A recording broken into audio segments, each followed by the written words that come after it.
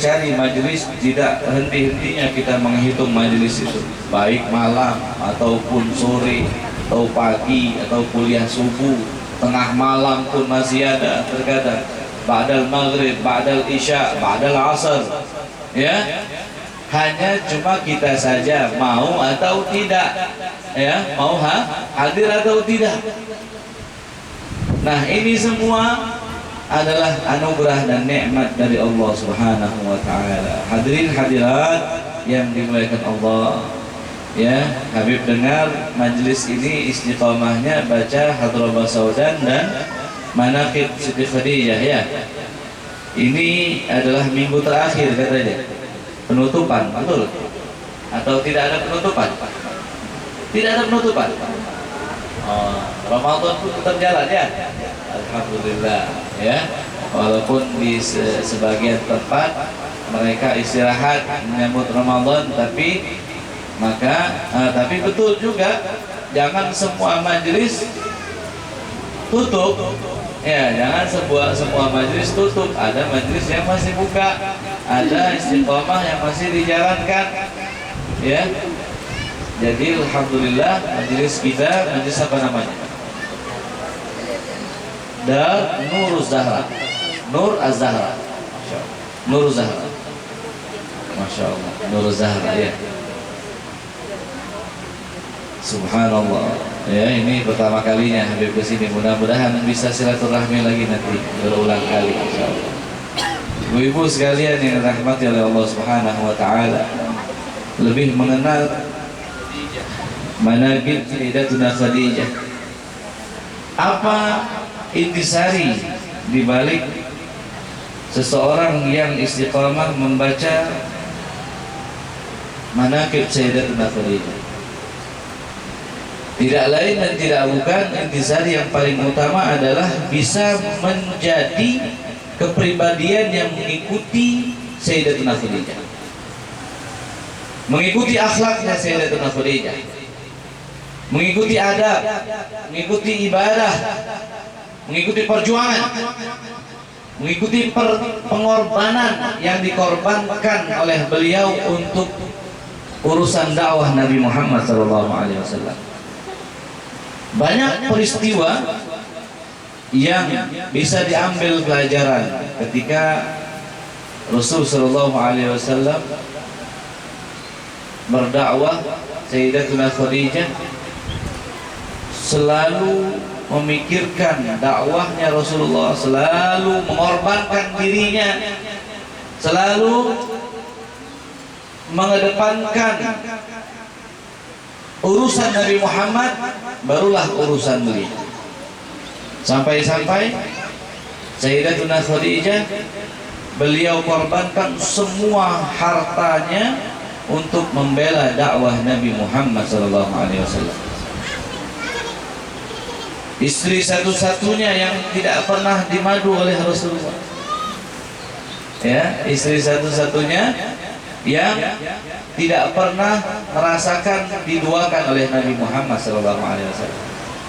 Setelah meninggal Khadijah, barulah Rasulullah menikah, ya, berta'adud, ya, berbilang. Tapi ketika masih dengan Khadijah, Rasulullah tidak menikah dengan putri, dengan istri yang lain. Rasulullah sangat sayang pada Khadijah, ya. Bukan hanya sayang yang biasa, tapi sayang yang luar biasa. Sampai setelah meninggal pun Rasulullah tidak peduli dengan cemburunya istri-istri yang lain ketika Rasulullah mengingat Khadijah. Makanan Khadijah Rasulullah ingat apa yang paling disukai. Kerabat-kerabat Khadijah Rasulullah sangat ingat siapa saja kerabat-kerabat dan teman-temannya. Sehingga suatu hari pernah Rasulullah menyembelih kambing. Sayyidatuna Rasul sallallahu alaihi wasallam meminta pisahkan satu paha bagian atas yang besar, bagian yang belakang. Kata Rasulullah mengatakan kepada istrinya, wahai istriku, sesungguhnya ini Khadijah sudah meninggal, ya. Dia mengatakan, Rasulullah mengatakan, wahai istriku, sesungguhnya Khadijah sangat suka dengan paha kambing yang bagian belakang ini yang besar, maka aku niatkan karena cintaku kepada Khadijah, maka berikanlah, sedekahkanlah kepada kerabatnya, karena Khadijah suka makan paha kambing yang bagian atas. Nah, ingat mana yang disukai oleh istrinya, ya. Kira-kira suami kita ingat nggak makanan favorit kita? Hah? Makanan favorit kita apa? Istri kita, suami kita ingat atau tidak? Atau sebaliknya, istri kita ingat nggak makanan favorit kita? Kebutuhan kita, suami kita ingat atau tidak? Kalau beli ini, beli itu, ingat sama istrinya atau tidak? Ya. Nah, inilah kehebatan Rasulullah SAW. Rasulullah membangun rumah tangga bukan seperti membangun rumah tangga yang seperti militer atau kerajaan, atau di atas singgasana yang memerintahkan dengan seenaknya. Tidak. Akan tapi Rasulullah membangun rumah tangganya dengan harmonis, dengan romantis. Bahkan para istri Rasul Sallallahu Alaihi Wasallam mengatakan, dia diriwayatkan dalam hadis, sesungguhnya kan Nabi Sallallahu Alaihi Wasallam, sungguhnya adapun Rasulullah Sallallahu Alaihi Wasallam ketika bainana ka'annahu minna, kata para istri Rasulullah, ketika Rasulullah itu berada di tengah-tengah kami, Rasulullah itu seperti orang biasa, seperti kami, seperti biasa, tidak seperti raja gila hormat menjaga haibahnya, tidak. Nabi seperti orang biasa ketika di rumahnya, bahkan menjahit pakaiannya yang robek pun Nabi Muhammad jahit, membantu istrinya menyapu. Nanti pulang ke rumah istrinya, ya, kalian bilang sama suaminya, Rasulullah nyapu bang, apa bantulah saya nyapu juga sekali-sekali ya. Rasulullah pernah membantu membuatkan roti kepada istrinya, mencuci piring pun Rasulullah berbenah, ya. Rasul Shallallahu Alaihi Wasallam seakan-akan bukan orang yang istimewa ketika di dalam rumahnya. Akan tapi kata para istri Rasulullah, apa? Ketika datang waktu salat dan terdengar azan, ka'annahu laisa fina. Ketika Nabi Muhammad berada di tengah kami, seakan-akan Rasulullah orang biasa seperti kami. Tapi ketika mendengar atau terdengar azan waktu masuk sholat, seakan-akan Rasulullah tidak mengenal kami. Ka'annahu la ya'rifuna. Kata para istrinya, seakan-akan Nabi Muhammad tidak mengenal kami. Apa yang dilakukan oleh Nabi Muhammad? Meninggalkan semua aktivitasnya dan menuju menghadap panggilan azan untuk menghadap Allah Subhanahu wa Ta'ala. Ya, Masya Allah. Kalau suami kita di rumah gimana? Kebaliknya ya. Kalau lagi biasa-biasa, oh seperti orang gila hormat. Mana kopi saya ini? Nggak dibuatkan. Hah? Baru menikah 1 tahun, kenapa kopi saja sudah tidak dibuatkan? Kopi pahit sedikit saja dia marah. Hah? Makan mandai saja terlalu asin. Nah ini mandai lama ini. Nah ini mandai lama, sudah tidak ada musimnya. Kenapa ada lagi? Dicicip asin, oh tidak enak, dia buang. Nah ini ketika masuknya waktu azan, oh dia seakan-akan manja kepada kita, ingin tidur, ingin dibelai waktu azan. Tapi ketika tidak waktu azan, seperti raja, seperti Fir'aun merintah. Seperti Fir'aun merintah dia. Mana baju saya? kamu ini nggak paham kan, saya ingin keluar, ingin pergi ke majelis, ingin pergi ke pengajian. Mana baju koko, baju takwa saya, mana baju gamis saya? Dia menikah sama orang atau menikah sama pembantu? Menikah sama istri yang dia cintai atau menikah sama pembantu itu? Begitu juga sebaliknya. Ya, istri harus menjaga kehormatan suaminya. Ya, jaga kehormatan suaminya. Kata Rasulullah, sangat mudah bagi seorang perempuan itu untuk masuk dalam surganya Allah Subhanahu wa taala. Bagaimana resepnya? Salatlah 5 waktu kalian dan puasalah Ramadan kalian, dan jagalah amanah suami kalian di rumah. Jaga amanah bagaimana? Jangan pernah memasukkan orang lain di dalam rumah suamimu ketika tidak ada suamimu. Jagalah harta suamimu ketika suamimu tidak ada di rumah.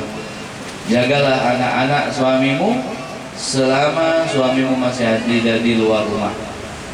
Ya, nah ini resep yang sangat mudah yang diajarkan oleh Nabi Muhammad SAW.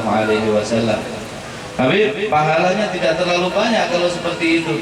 Sama seperti sahabat perempuan yang bertanya kepada Rasulullah, ya Rasulullah, kami ini laki-laki, kami ini perempuan, tidak sebebas laki-laki di dalam ibadah. Mereka laki-laki ada jihad, mereka ada sholat Jumat, mereka ada sholat jamaah di masjid, mereka boleh beriktikaf semau mereka. Mereka keluar tanpa izin kami pun mereka tidak dosa, kata perempuan ini.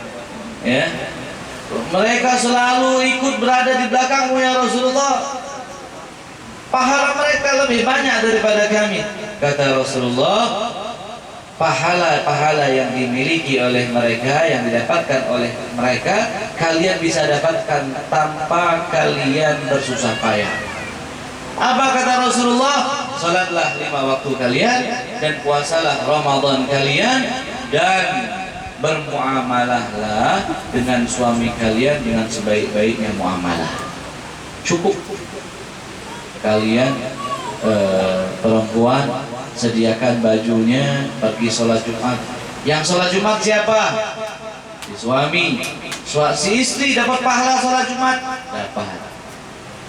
Kata Rasulullah, yang jihad, yang sholat Jumat dan lain sebagainya yang dilakukan oleh suaminya, selama istrinya berkhidmat kepada suaminya, maka pahala suami itu pun didapatkan oleh si istri tanpa mengurangi pahala suaminya.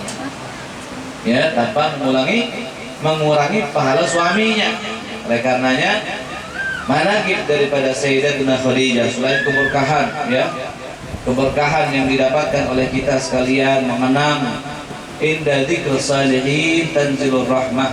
Ketika kita mengenang orang-orang soleh maka turun rahmat. Kira-kira Khadijah orang soleha atau bukan? Soleha atau bukan? Pasti tuan daripada perempuan-perempuan yang soleh, perempuan-perempuan yang soleh, pemimpin daripada bidadari-bidadari salehah dalam surga. Siapa?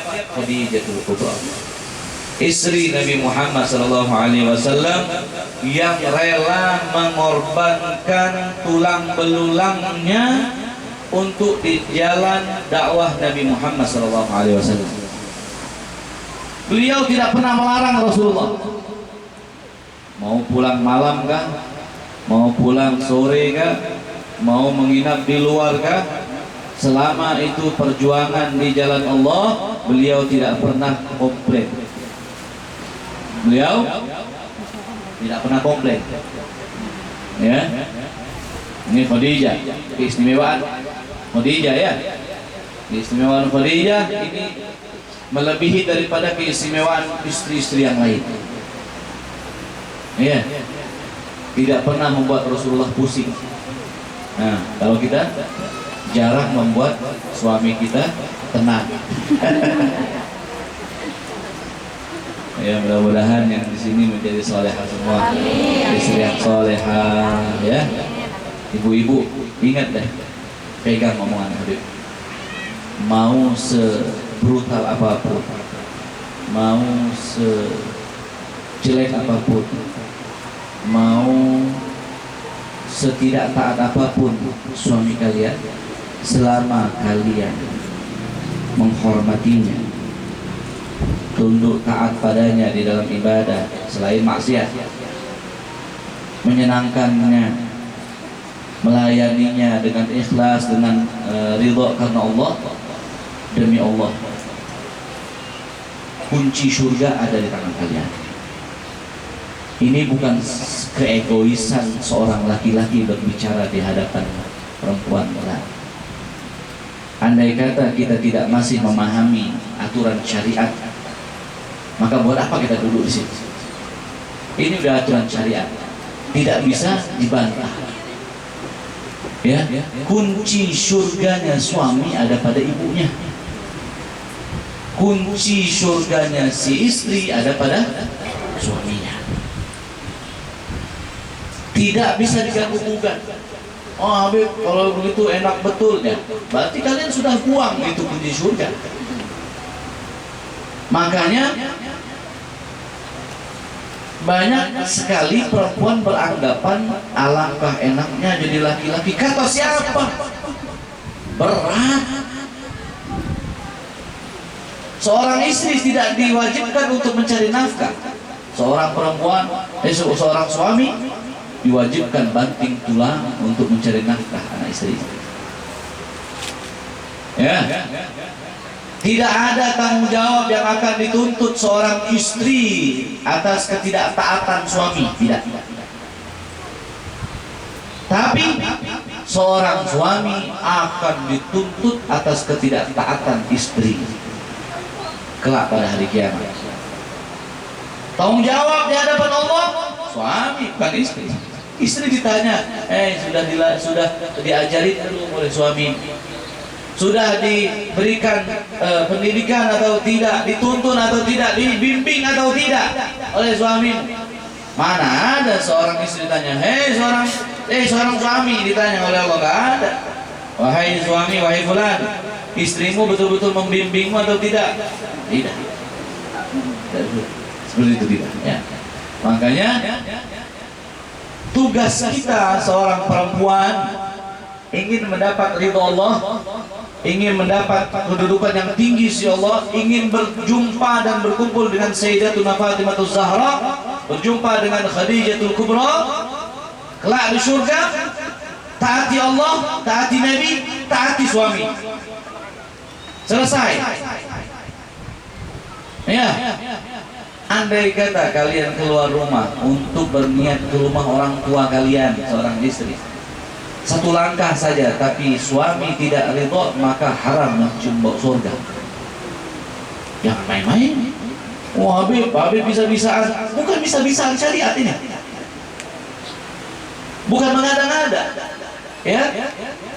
Begitu mudahnya seorang perempuan mendapatkan surga, begitu mudahnya juga mereka mendapat murka.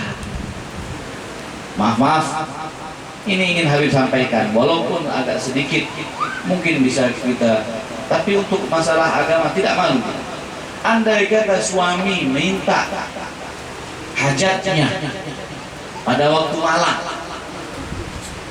pada waktu siang, pada waktu sore, kapanpun itu, andai kata menolak bukan karena alasan syariat seperti maaf datang bulan, hanya sekedar capek, tidak mood dan lain sebagainya, haram hukumnya. Habib hanya haram saja lah, bukan. Dilaknat oleh Allah, dilaknat oleh malaikat, dilaknat oleh semua arwah suci pada malam tersebut sampai fajar. Kata para ulama, andai kata dia meninggal pada malam tersebut, dipastikan dia meninggal dalam keadaan tidak membawa iman. Padahal hal sepele, betul?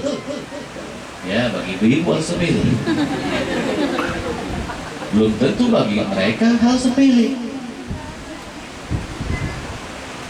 Tidak bisa kita katakan hal sepele jikalau kita tidak memahami inti daripada Allah halalkan hal tersebut. Apa hikmah terbesar Allah halalkan laki-laki menikah dengan perempuan, perempuan menikah dengan laki-laki. Apa inti daripada poin yang terpenting? Yaitu adalah menjaga satu sama lain di dalam melakukan suatu hal yang haram. Maaf ibu, ini ingin Habib sampaikan. Andai kata ibu tidur dengan nyenyaknya, menolak dengan mudahnya, maaf, si suami punya pikiran yang tidak terkontrol. Dia mikir sana, mikir sini, dia ini sini. Yang dosanya siapa? Ibu pun, kalian pun menanggung dosanya. Bukan hal sepele makanya. Hubungannya dengan akhirat. Ya, bagi yang punya suami. Yang nggak punya suami, bersuami dulu. Ya. Yang nggak punya suami ya bersuami dulu. Nah, oleh karenanya taat dengan suami, ya, taat dengan suami itu adalah satu kunci di mana kita bisa mendapatkan keridhaan Allah Subhanahu wa taala. Sayyidatuna Khadijah ada seorang istri yang tidak pernah membuat Rasulullah pusing. Bahkan sebelum kenabian pun, sebelum diangkat menjadi Rasul pun, Nabi Muhammad khalwat setiap malam di Gua Hira sebelum mendapat wahyu. Apa yang disiapkan oleh Khadijah setiap hari 2 kali Siti Khadijah berjumpa dengan Rasulullah membawakan bekal. Membawakan apa? Bekal. Untuk bekal dimakan oleh Rasulullah di Gua Hira ketika Rasulullah sedang khalwat. Sebelum kenabian, sebelum mendapatkan wahyu, ya, Rasulullah turun, Siti Khadijah mendatangi, memberikan makanan. Ya, Masya Allah. Kalau istri-istri yang lain, ya namanya perempuan, ya namanya perempuan, memang sudah diciptakan oleh Allah seperti itu. Bahkan istri Nabi Muhammad pun sering cemburu, apalagi yang di madu, ya. Tahu, pernah mendengar istri Nabi Muhammad yang namanya Ummu Salamah? Pernah? Terkenal dengan apa Ummu Salamah? Terkenal dengan apa keahlian Ummu Salamah? Ummu Salamah ini terkenal keahliannya pintar masak. Pintar masak.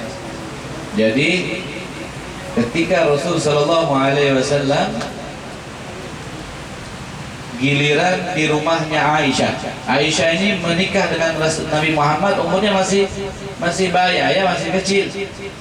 Tapi giatnya untuk menyenangkan Nabi Muhammad, membahagiakan Rasulullah, melayani Rasulullah, beliau sampai belajar masak setiap hari.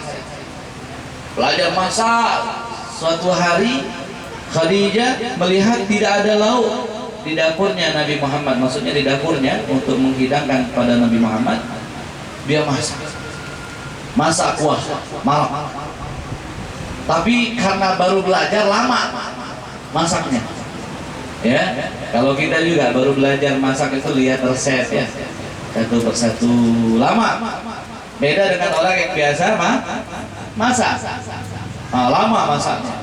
Rasulullah di luar nunggu, ya, di ruang tengah menunggu Aisyah masak.